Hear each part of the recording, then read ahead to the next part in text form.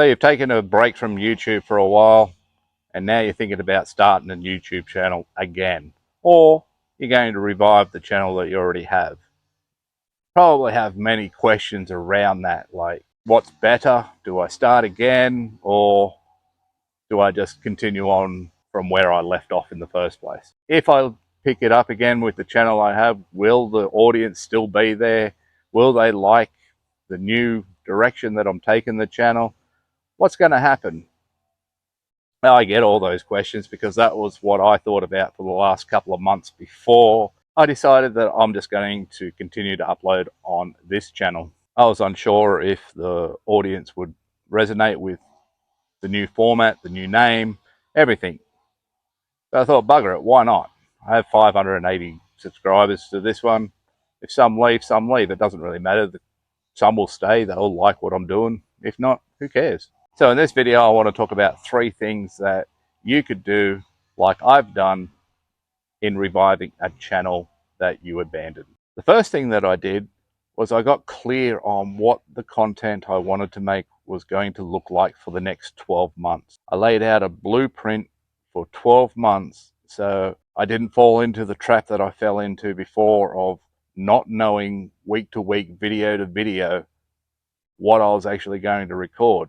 I now have a list of things that I can talk about and that I want to do. So next up is mindset and the importance of having a fixed but flexible mindset all at the same time. You want to set some boundaries that are non-negotiables for you. So have a schedule, have a, I don't know, research day. You want to have a recording day. You want to have an editing day. You want to have a thumbnail and title day. You want to have an upload day. Now that sounds like a lot of work. That sounds like a full week's worth of work for one video. You want to be able to say, today I'm going to focus on thumbnails and titles and descriptions. Tomorrow is upload day. That's a pretty easy day. It takes you like 5-10 minutes. So that's part of the fixed mindset that you want to have. But you also want to have a little bit of flexibility and willingness to learn and grow and maybe change tactics. That's what it's all about.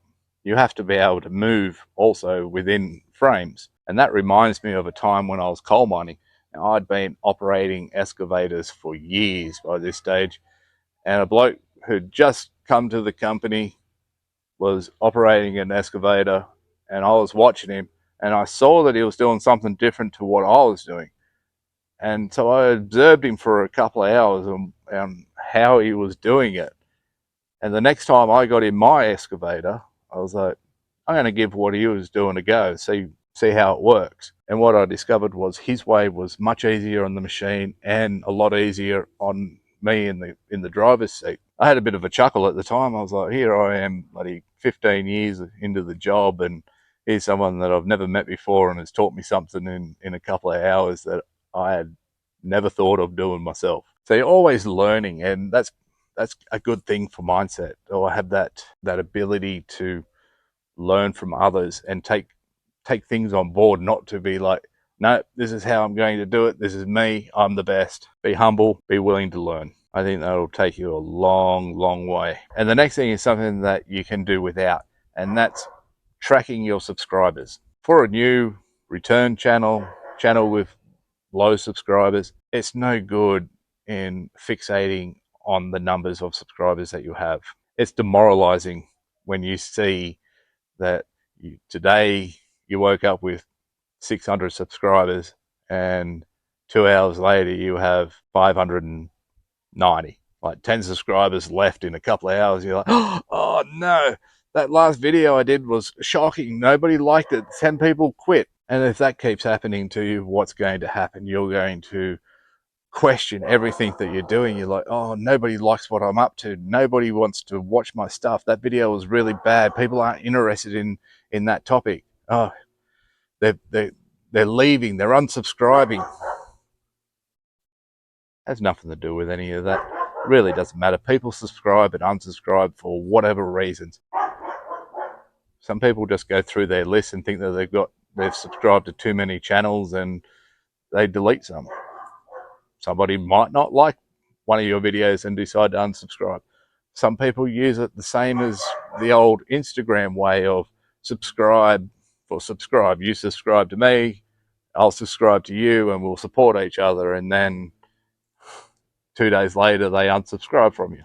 All sorts of reasons and games are played with subscriptions, so don't worry about it. If you have that growth mindset that those things don't really matter and you're not going to track them, because in 12 months time, after you've put in an extra 12 months of time, you probably won't be seeing those numbers as very important. When you've got 50,000 subscribers, 100,000 subscribers, even 5,000 subscribers, you're like, if one or two leave, 10 leave, you're not even going to notice it. I don't even think by the time you get to that stage that you'll even be keeping track of the subscribers down to that level. But when you have small numbers under 1,000, and every subscriber is important, because that's one of the criteria that you have to get to get monetized. I'm not stupid enough to say that, oh, we only do this for fun. No, I honestly believe that everybody that uploads videos in some way, some form, to be monetized. You want 1,000 subscribers, you want 4,000 watch hours, even if it is just for fun, even if you're just doing it for a bit of a laugh, having a good time. If you can make some money off it, you're going to make some money off it, and you want that, because why wouldn't you? Who turns off the monetization? Nobody. You can tell me any story you want, but deep down, I know if you got the monetization levels, you're going to monetize. But for now, those are the things. Don't worry about subscription numbers. Look at the important things like your click-through rates, because that will indicate to you if your thumbnails and titles are doing a very good job. And then if they're not so great, well, then you can actually go, okay, that's not working. I may need to pivot and work out how to say this in a better way that's going to be more attractive to an audience. Now, that's not dumb to track that. And the other thing about click-through rates, you also want to have a bit of a look at where the drop-off is. Like, we know how important the first 30 seconds of things are, because we've been told time and time and time again how important it is that first 30 seconds to hook somebody in. So I've really started to look at that. Like, okay, how's my opening? Is it enough? I don't know. After about a minute on my videos since I've come back, I'm keeping about 50% of my audience that watch the first 30 to 45 seconds, and then it drops off. So obviously I'm not saying anything interesting after that. So I keep track of that, and I think that's pretty important, because you want to know how to engage your audience. You want to keep them to the end, because what's the point of making a 10-minute video if everyone's only watching 30 seconds of it? Like, you want that proof. You want that to grow that, and that's what this whole 12 months is about. This is why I said I give it a 12-month span, because I think uploading twice a week for 52 weeks, there's over 100 videos. I should be so much further. I won't be an expert, but I will be much, much further. And if you go along with that, even if you're only doing one video a week, so what? That's still 52 videos. You're going to be 52 times better than you are today. So if you focus on those three things, I think in 12 months' time, you will be a success. I also think that it'll be a much easier, much more enjoyable experience, and you won't want to quit anymore. Your channel will survive the test of time. So thanks for watching. Thanks for this question. It's been awesome. See you in the next one.